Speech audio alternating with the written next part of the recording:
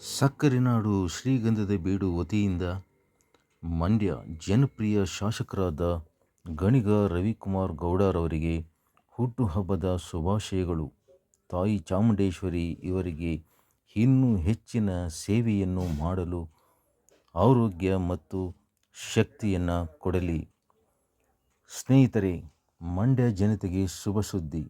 ನಮ್ಮ ಜನಪ್ರಿಯ ಶಾಸಕರಾದ ಗಣಿಗ ರವಿಕುಮಾರ್ ಗೌಡರವರು ನಾಳೆ ಮಂಗಳವಾರ 6/1/26ರಂದು ಬೆಳಗ್ಗೆ 10 ಗಂಟೆಗೆ ಶ್ರೀ ವೀರಭದ್ರೇಶ್ವರ ದೇವಾಲಯ ಆವರಣ ಆಲನಕೆರೆ ಗ್ರಾಮದಲ್ಲಿ ಜನತಾ ದರ್ಶನ ಕಾರ್ಯಕ್ರಮ ಹಮ್ಮಿಕೊಂಡಿದ್ದಾರೆ